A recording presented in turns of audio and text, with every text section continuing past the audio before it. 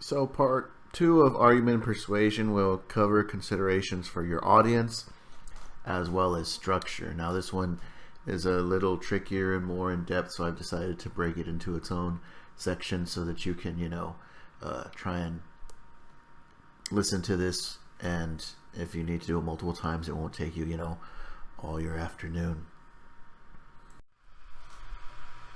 You want to consider your audience, and the way I approach audiences in argumentation is like a survey. There's strongly agree, strongly disagree, agree, disagree, I don't know, and perhaps even I don't care. The people who strongly agree with you are already on your side, and the people who disagree with you, maybe they can have their minds changed, but the people who agree with you could possibly be turned off by your methods if you don't do it correctly, or might think that you don't represent the cause appropriately. And the people who strongly disagree are probably never going to come over to your side. Now, if you're doing an argument, your job might be to slightly, while still being argumentative, inform those who don't know or don't think the topic matters to them, or they don't care about it. You'll also want to then try not to antagonize those who disagree, who still might change their mind and join you.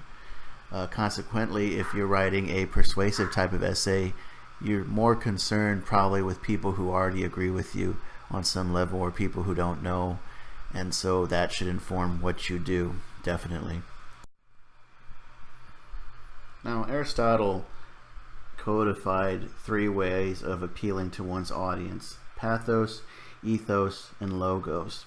And these being Greek terms, they have some basis in our own English as well as other languages. So words you might know that are close or similar to these terms might help you understand it. Pathos is, of course, emotion, and using emotion to appeal to your audience. So you might think sympathy or empathy. Sympathy being, of course, feeling bad or sorry for someone, and empathy, understanding their emotions. Ethos is a little tricky. It can be derived from, or it's what's called ethical appeals. And so these are also matters of authority and credibility. And so, I think ethos, authority, but it's not exactly there, but that's how you might look at it. Logos is, of course, logic, not logos as in the golden arches or whatever. And this is logic and reasoning, trying to explain how things make sense as well as the use of your evidence. Pathos is tricky, because think of the definitions of arguments and persuasion. Argument, seek or clarify the truth. Well, if you're overcome with emotion, are you look at things clearly? Probably not. Or to put it another way, there's a bit of advice that's life advice for if you're feeling upset with someone or about a situation. You want to sit down and write how you feel until you say everything you need to say, or your hand hurts and you got to stop. Then you put that note in a letter and you hide it somewhere. You don't do this like an email or a text, because the point is not to send it off, and that's very easy to do with a text or email. You would then come back to this and just try and read it.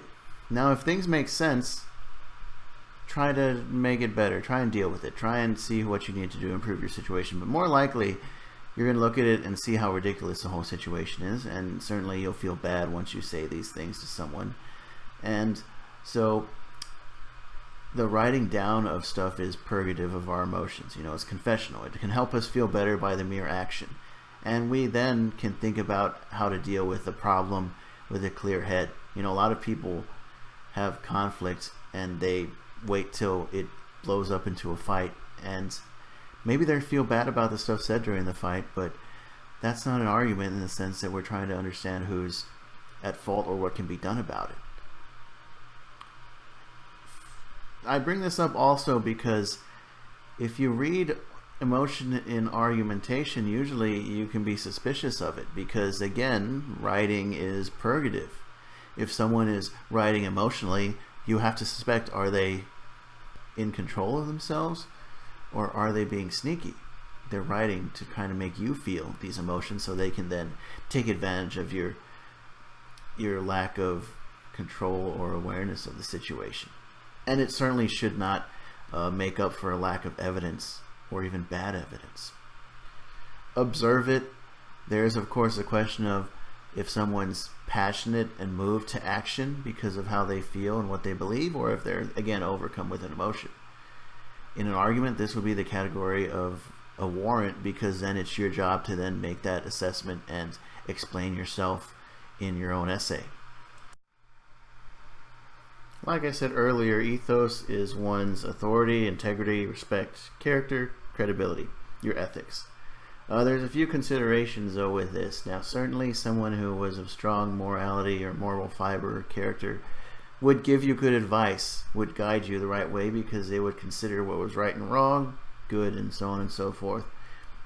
But some individuals also have, by virtue of their position, job, status, wealth, whatever, have authority. And so they are entitled then to tell others what to do, maybe without justifying it themselves or not.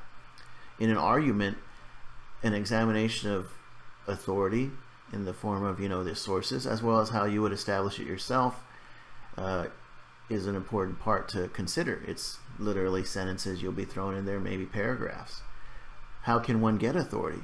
Well, they might have experience with the issue. Maybe they've studied it and so they're an expert. Or maybe they have that position to say such things. Now obviously there cannot be complete good authority without the knowledge and experience to back it up, but knowing the real world, we know plenty of people benefit from, false authority or authority that's not rightfully earned. You'll want to consider this when you talk about such things, and so you want to establish or have it for yourself by sounding like you know what you're talking about, being able to make a case that yes, I'm someone you should be listening to. For your experience and connectedness to a topic, that can do a good job of that. You just want to also be sure that you're overcoming the bias of your own experience, and that is to say that you don't overvalue your experience as the sole source of evidence or grounds for your overall argument.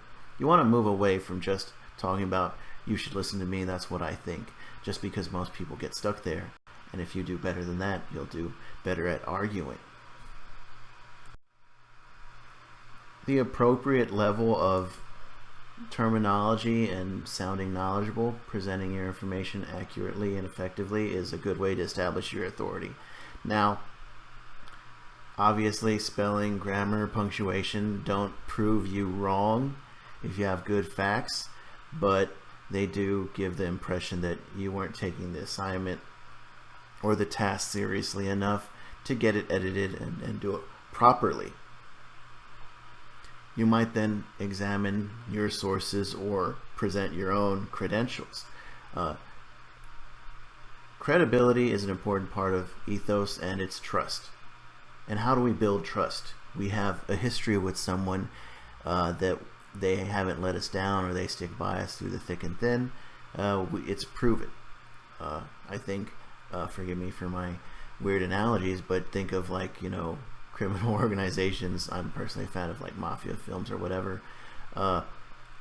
What's the biggest value that they don't want you to talk about, or rather they want to have in those type of stories? You don't snitch, you don't rat.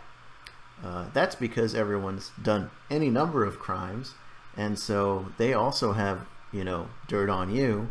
And so, if you break that trust, the whole organization can collapse. And if you look at history, it frequently does. So, again, keep your interest in organized crime and mafia films in the movies and stories, and not in real life.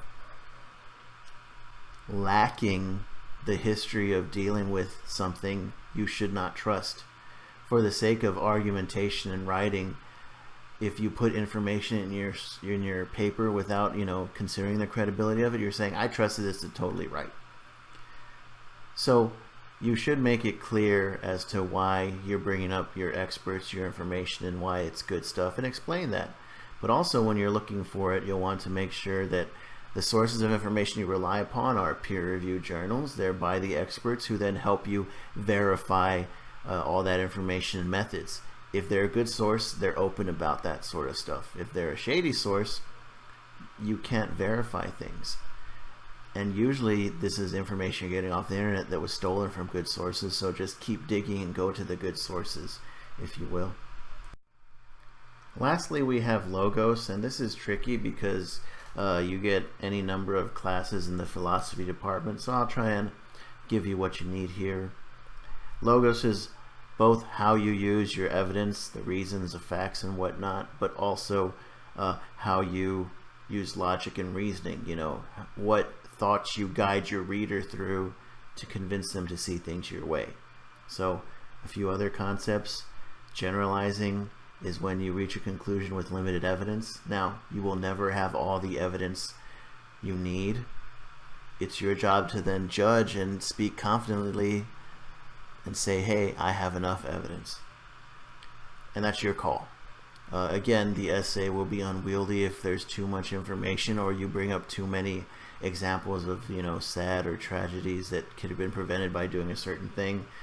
So you need to use enough evidence, and you need to explain why you think it's enough evidence. Consequently, assumptions are when you reach a conclusion with no evidence. There's no use for these sort of things, but a lot of people use them unconsciously because in your head your ideas are perfectly formed and make perfect sense, and it's someone else's inability to understand the situation if they don't go along with you. People also make this mistake of building arguments with assumption built on top of assumption. You know, they claim that something is true or just the way it is, and so then we need to do this other thing without proving how that first point was true before they move on to not proving how their next thing is the right answer to it.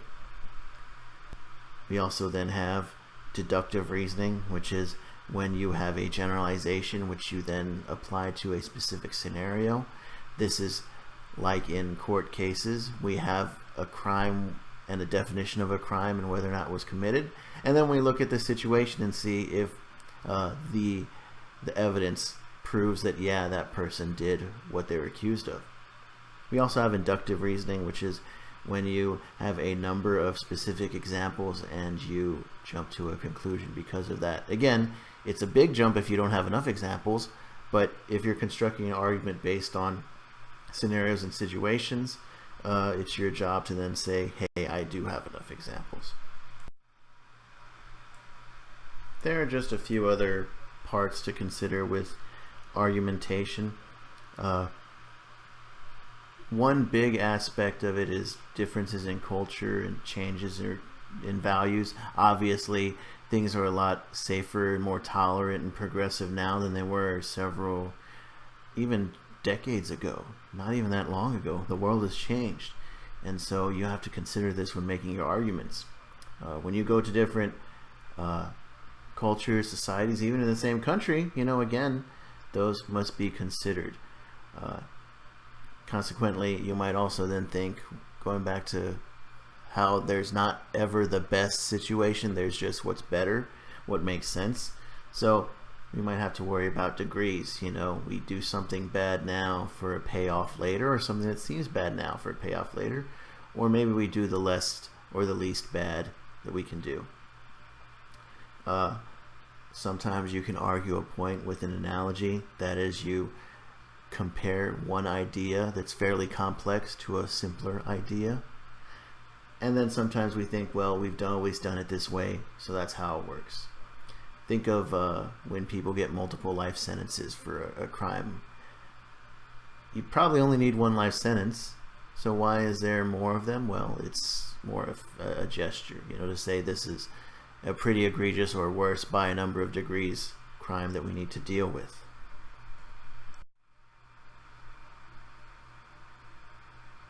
So the last part we're going to cover about argumentation is something called classical oration.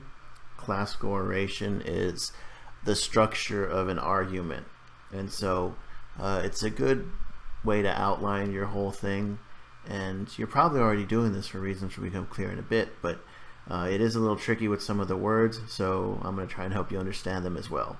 First, we will have exordium, which is where you get the audience's attention and goodwill.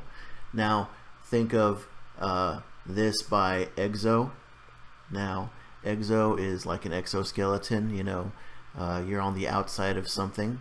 And so before you've started your argument, you need to tell everyone, hey, listen to me. Think back to ancient Greece. Ancient Greece was a democracy with a little asterisk. But the town would get together and vote what they wanted to do.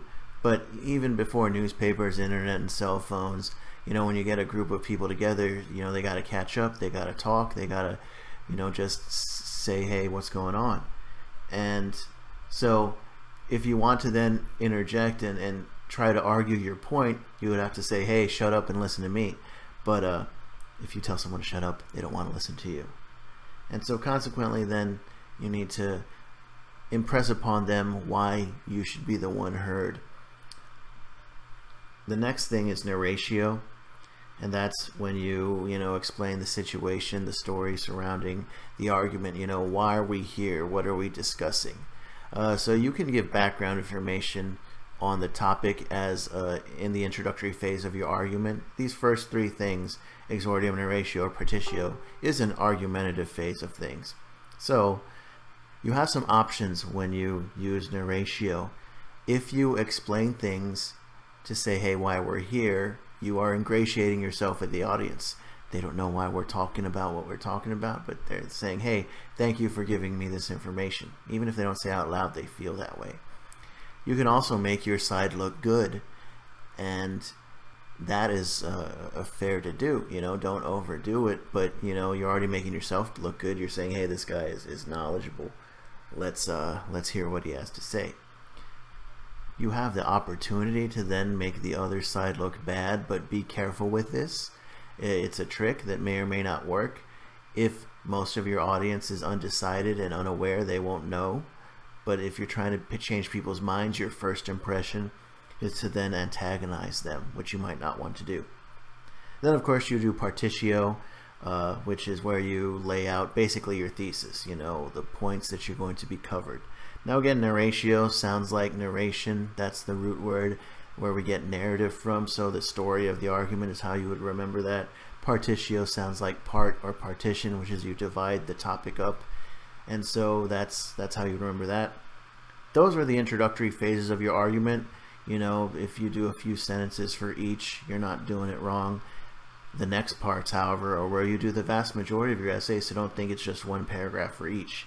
Confirmatio is where you offer detailed support for your claim. You say, here's the reasons why I'm right, here's my bits of evidence, here's the logic and how I'm going to convince you. And again, that's how many pieces of evidence you need. How many points do you need to make? Well, it's better to really be focused and say a lot about a little bit. A lot of other English topics or tutors or whatever say you need 3 reasons and then you need 3 pieces of evidence for each of those. Maybe, maybe not. If you're running through them real quickly, it's not enough. You could really have like 2 good topics that you're talking about which have lots and lots of reasons underneath each of them. You need enough, in other words. Then you do refutatio, which is where you acknowledge and refute the opposition. Basically, you think, okay, why do people think I'm wrong? And why are they actually the ones that are wrong?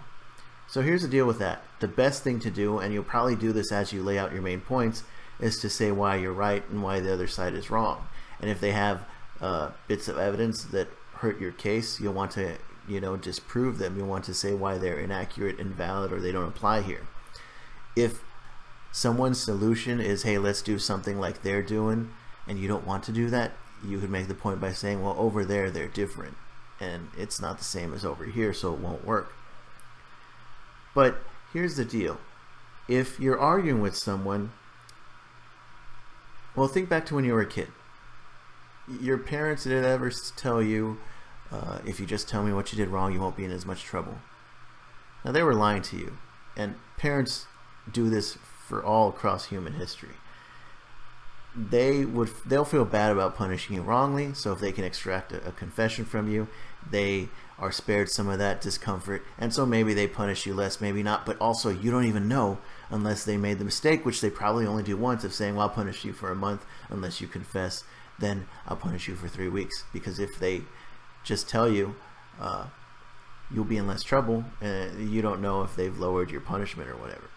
That all being said, I think we've all gone through this, and so it's all worked on us.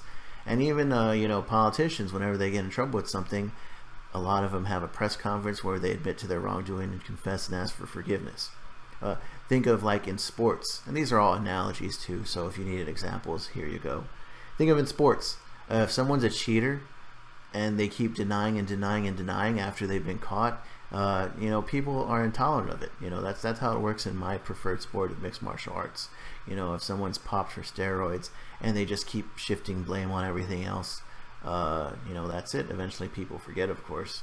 But the ones who admit to wrongdoing and confess and are apologetic, they really say, well, look, it's a tough sport. This is my livelihood. I got to feed my family. It's not so much excuses, even if it is, but by virtue of owning up to it, they're admitting they're human, and everyone's human. There's some benefit in argument of saying, hey, look, these points prove me wrong, and I can't do anything about that, because then you're also saying, hey, I think I've done a good job anyway. And so they're important, but they don't matter to what we're doing here. And so really you're saying, you're defanging your opposition. Also to the reader, you're not being caught off guard. So if they think of something and then you say, yeah, I know that's messed up, but we got to do it, they're not shocked and like, oh, well, this person's admitting something, but it's a good position to take. So lastly, and so I want to be careful with peroratio. Peroratio is where you would move the audience to action. Now, classical oration has influence on writing essays and speech. So this is where you'll get the bad advice to summarize in your conclusion. And this is the concluding phase of things as well. Don't do that. We've already gone what to do for conclusion, so I'll defer to that. But I will say, refutatio is a possibility for a conclusion. If you then say, well, people don't agree with me for all these reasons, but, that's no big deal. I made a good point. If you don't want to go in deep with those, that's actually a good place to stop. So as was implied just now, these concepts in classical oration have shaped our argument, and they have a place in, when we talk about introduction, conclusion, and our body paragraphs. So what I've included here is another outline that is in English and not ancient Greek to then use to lay out your argument. So follow that if you want to get started. And again, for lines of argument, alternate arguments, again, that's as many as it takes. Don't just use one paragraph or even a few paragraphs talking about one thing with each of those categories.